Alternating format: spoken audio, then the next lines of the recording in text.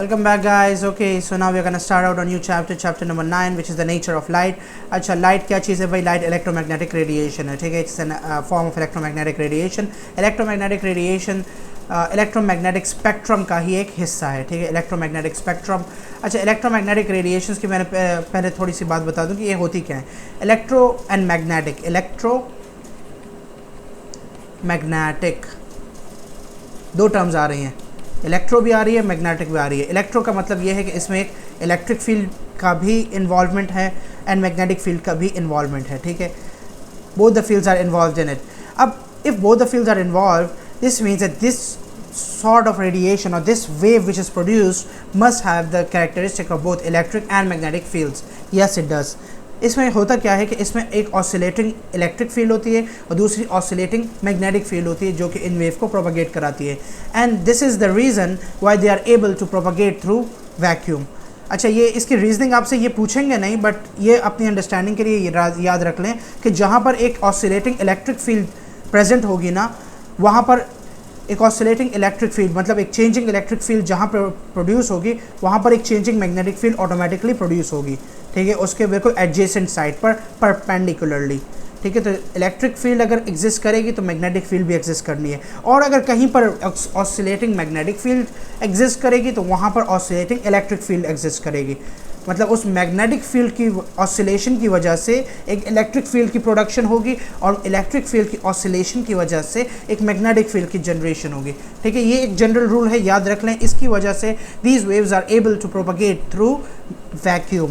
यही वजह है कि electromagnetic waves are non mechanical in nature. Non mechanical का मतलब आपको पता, आप समझ में आ चुका होगा कि they do not require medium. Vacuum मतलब जो कि सन और अर्थ के बीच में होता है वो तो नॉन मैकेनिकल होता है इन नेचर, राइट? उसमें कोई मीडियम नहीं होता। So if that is non mechanical then that actually means that they can propagate throughout that medium without any use of medium, meaning there is no medium actually in between the sun and earth, and they can propagate it through that vacuum space without any need of medium. And जितनी भी electromagnetic radiation होती है उनकी speed approximately उतनी ही होती है जितनी speed of light होती है, 3.0 raise to the power of 8 metres per second, ठीक है? अब आगे चलते हैं और वेव के बारे में शुरू से ही जो है ना काफ़ी आप कह सकते हैं इख्तिलाफ रहा, ठीक है, साइंटिस्ट के बीच में कि वेव की नेचर कैसी है। क्या ये वेव नेचर है या मतलब लाइट की नेचर कैसी है, वेव नेचर है या पार्टिकल नेचर है? अच्छा, कुछ साइंटिस्ट ने शुरू में जो सबसे पहले साइंटिस्ट आए थे जिन्होंने लाइट के ऊपर बात छेड़ी थी वो थे न्यूटन, ठीक है? जिनका नाम आपने बहुत ज़्यादा सुना है। न्यूटन्स लॉ ऑफ ग्रेविटेशन में सुना, Newton's inertial law, first law, second law, third law वगैरह, हर जगह आपने न्यूटन का काफ़ी नाम सुना है आपने, ठीक है?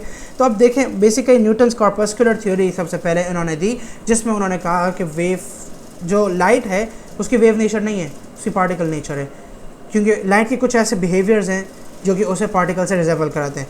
सबसे important, reflection of light. Light reflect करती है, आप किसी पार्टिकल को भी दीवार पर मारेंगे वो रिफ्लेक्ट होकर आपके पास आएगा, राइट? तो इस तरह से ये रिफ्लेक्शन जो है ये एक प्रॉपर्टी है। आप बुक रीडिंग करेंगे न्यूटन्स कॉर्पस्कुलर थ्योरी जो जिसका पेज पहले ही पेज पे लिखा हुआ है यहाँ पर इस चैप्टर 9 के ही, इसको आप ज़रा रीड करेंगे ना, इसको बस एक रीड थ्रू दे दीजिएगा, इसमें कुछ इतना इंपॉर्टेंट याद करने का नहीं है। डुअल नेचर ऑफ लाइट की हेडिंग के नीचे जो लिखा हुआ है ना इन्होंने कि ऊपर सबसे पहला पैराग्राफ ये इनका कि न्यूटन्स कॉर्पस्कुलर थ्योरी, जिसमें उन्होंने कहा था कि wave is made up of tiny particles which are known as corpuscles, ठीक है? कॉर्पसल्स पार्टिकल्स को कहते हैं। तो बेसिकली उसके बारे में ये इसके रीड थ्रू दे दें, ये इतना कुछ इंपॉर्टेंट नहीं है। अब न्यूटन की ये थ्योरी भाई चल रही थी, न्यूटन तो बहुत बड़े साइंटिस्ट थे, बहुत बड़ा नाम था भाई, ठीक है, ये एक्सेप्ट होने लगी। लेकिन मतलब फिर काफ़ी लोग ऐसे थे जिनके दिल में शक था कि नहीं यार, ये थ्योरी तो हो सकता है सही हो सकता है गलत हो। तो अब न्यूटन के फ़ौरन बाद एक और साइंटिस्ट आए, हाइजीन, ठीक है, क्रिश्चियन हाइजीन। उन्होंने ये कहा कि नहीं भाई, वेव नेचर नहीं है, सॉरी पार्टिकल नेचर नहीं है लाइट की वेव नेचर है। इन्होंने कुछ और एविडेंस सामने रखा, जैसे इंटरफेरेंस ऑफ लाइट हो गई, या हाँ, इंटरफेरेंस ऑफ लाइट जो है ये वेव नेचर है, ठीक है? इंटरफेरेंस जो हमने पढ़ा था पीछे, सुपरपोजिशन। और हाँ, ये एक जो इन्होंने सामने रखा था वो मैंने आपको बता दी, एक प्रॉपर्टी वेव की। ये भी आप रीड थ्रू दे दीजिएगा, इतना इंपॉर्टेंट नहीं है, ठीक है? लेकिन रीड थ्रू दे दीजिएगा, ठीक है? अब ये किस्से की तरह आप याद रखें, ठीक है? एक स्टोरी की तरह। पहले न्यूटन आए, उन्होंने कहा नहीं भाई कॉर्पसल है। न्यूटन को रिजेक्ट करने के लिए कौन आए गए? हाइजीन। हाइजीन ने अपनी वेव थ्योरी दी लेकिन बेचारे को सपोर्ट नहीं मिली, ठीक है, क्योंकि न्यूटन के मानने वाले ज़्यादा थे।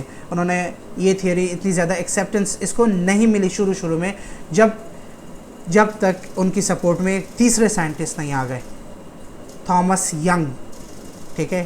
थॉमस यंग एक साइंटिस्ट का नाम था। यंग्स डबल स्लिट एक्सपेरिमेंट का तो बहुत नाम सुना होगा आपने।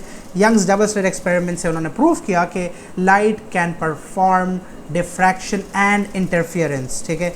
डिफ्रैक्शन बेसिकली इन्होंने मेनली परफॉर्म किया लाइट का, उसके बाद इंटरफियरेंस भी हुई। तो यंग्स डबल स्लिट एक्सपेरिमेंट से ये प्रूव हुआ कि या light it has wave nature. तो हाइजीन की जो थ्योरी थी उसे सपोर्ट मिल गई, ठीक है, बट तब तक न्यूटन गुजर चुके थे, ठीक है। तो उन्होंने ये देखा नहीं कि यंग्स डबल स्लिट एक्सपेरिमेंट भी हुआ है, लेकिन तब भी हाइजीन की वेव थ्योरी को इतना ज़्यादा मतलब एक्सेप्टेंस उस वक्त नहीं मिली थी। लेकिन जब थॉमस यंग की एक्सपेरिमेंट आ गया डबल स्लिट, तो फिर इसको एक्सेप्टेंस मिलने लग गई। अब थॉमस यंग के ही सपोर्ट में एक तीसरा साइंटिस्ट आ गया, मैक्सवेल, क्लार्क मैक्सवेल। इन्होंने क्या कहा, इन्होंने कोई एक्सपेरिमेंट नहीं किया, लेकिन उन्होंने थ्योरेटिकल इक्वेशंस बनाई। In the theoretical equations Maxwell prove that electromagnetic radiations जो होती है वो नॉन मैकेनिकल नेचर की होती हैं, ठीक है। अच्छा, ये प्रूव करने से क्या फ़ायदा हुआ? इससे फ़ायदा ये हुआ कि हाइजीन की वेव थ्योरी पर एक ऑब्जेक्शन ये भी लगी थी कि देखें, अगर वो वेव है तो वेव्स को मीडियम चाहिए होता है, राइट, एंड मीडियम जो डेंसर मीडियम होता है वेव उसमें स्लो डाउन हो जाती है। लेकिन मैक्सवेल ने प्रूव किया कि इलेक्ट्रोमैग्नेटिक रेडिएशंस जो होती हैं उनमें एक ऑसिलेटिंग इलेक्ट्रिक और ऑसिलेटिंग मैग्नेटिक फील्ड होती है, जिसकी हमने यहाँ बात की थी। और इलेक्ट्रिक फील्ड की वजह से मैग्नेटिक फील्ड जनरेट होती है, मैग्नेटिक फील्ड की वजह से इलेक्ट्रिक फील्ड जनरेट होती है, दोनों एक दूसरे के परपेंडिकुलर होती हैं। अच्छा, ये एक MCQ का ऑप्शन आ गया, ठीक है, कि electromagnetic radiations oscillating electric and magnetic fields they are perpendicular to one another. अब उन्होंने ये प्रूव किया कि these are non mechanical in nature, और उन्होंने ये भी प्रूव किया कि इलेक्ट्रोमैग्नेटिक रेडिएशंस जो है दे हैव लाइट नेचर, मतलब light is also a form of electromagnetic spectrum. फिर उसके बाद हम आगे बढ़ते हैं। मैक्सवेल के फ़ौरन बाद आ गए आइंस्टाइन ने अपना फोटो इलेक्ट्रिक इफेक्ट दिया, ठीक है। फोटो इलेक्ट्रिक इफेक्ट में क्या हुआ? फोटो इलेक्ट्रिक इफेक्ट में बेसिकली उन्होंने ये प्रूव किया कि मैक्सवेल के बिल्कुल ऑपोजिट आ गए आइंस्टाइन, और आइंस्टाइन ने ये हाइजीन, यंग्स और मैक्सवेल इन तीनों की प्रॉपर्टीज़ के बिल्कुल अगेंस्ट एक अजम्पशन ली, और एक इन तीनों की प्रॉपर्टीज़ के अगेंस्ट जो है एक इन तीनों पिछली तीनों जो थ्योरीज थी उनके और थ्योरी और एक्सपेरिमेंट और ये इनकी इक्वेशन के अगेंस्ट इन्होंने कहा कि लाइट का पार्टिकल नेचर होता है, ठीक है। Light possesses particle nature. अच्छा, अगर लाइट का पार्टिकल नेचर होता है तो फिर से यहाँ पर गड़बड़ होने लग गई कि ये कॉर्पस्कुलर, न्यूटन्स कॉर्पस्कुलर थ्योरी दोबारा से एक्सेप्टेंस लेने लग गई। अब यहाँ पर बेसिकली आइंस्टाइन ने फोटो इलेक्ट्रिक इफेक्ट जो है वो प्रूव किया। अब फोटो इलेक्ट्रिक इफेक्ट प्रूव होने के बाद ये जो फोटो इलेक्ट्रिक एमिशन का जो ये फिनोमेना था, जिसके बारे में हम बहुत डिटेल में बात करेंगे आगे जाकर, मतलब इसी चैप्टर 9 के अंडर ही, तो उससे ये प्रूव हुआ कि हाँ ठीक है, फोटो इलेक्ट्रिक ये पार्टिकल नेचर है। फिर मिलिकन्स ऑयल ड्रॉप एक्सपेरिमेंट ने फोटो इलेक्ट्रिक इफेक्ट के सपोर्ट में एक और एक्सपेरिमेंट परफॉर्म हुआ, ठीक है। मिलिकन ये भी साइंटिस्ट का नाम है। इन्होंने एक ऑयल ड्रॉप एक्सपेरिमेंट परफॉर्म किया जिसमें यही प्रूव हुआ कि अगेन या light possesses particle nature. And then Compton's effect ने फाइनली जो है आकर फिर से एक लाइट का पार्टिकल नेचर जो है वो कर दिया, क्या कहते हैं, कॉम्पटन्स इफेक्ट ने लाइट का पार्टिकल नेचर प्रूव कर दिया। सो अब बात लाइट ने कुछ साइंटिस्ट के एविडेंस के मुताबिक लाइट ने पार्टिकल नेचर शो किया, जिनमें न्यूटन्स, आइंस्टाइन, मिलिकन और कॉम्पटन शामिल हैं, और कुछ साइंटिस्ट के मुताबिक लाइट ने वेव नेचर शो किया, हाइजीन, यंग और मैक्सवेल। तो अब light possesses both wave nature and particle nature, so इसलिए हम कहते हैं कि light contains a wave particle duality. तो लाइट के पास जो है it contains both particle nature and wave nature. Wave nature में आपका इंटरफेरेंस, डिफ्रैक्शन, पोलराइजेशन, इस सारे वेव नेचर में आ जाता है। वेयरएज फोटो इलेक्ट्रिक इफेक्ट और कॉम्पटन इफेक्ट आपका कॉम्पटन्स इफेक्ट, ये वही कॉम्पटन्स का जो एक्सपेरिमेंट था वो हमने परफॉर्म किया था। कॉम्पटन्स इफेक्ट और फोटो इलेक्ट्रिक इफेक्ट आपका पार्टिकल नेचर प्रूव करता है, ठीक है। अब यहाँ पर ये वीडियो एंड कर लेते हैं। अगले वीडियो में हम बात करेंगे वेव फ्रंट और हाइजीन्स प्रिंसिपल की। Thank you so much guys.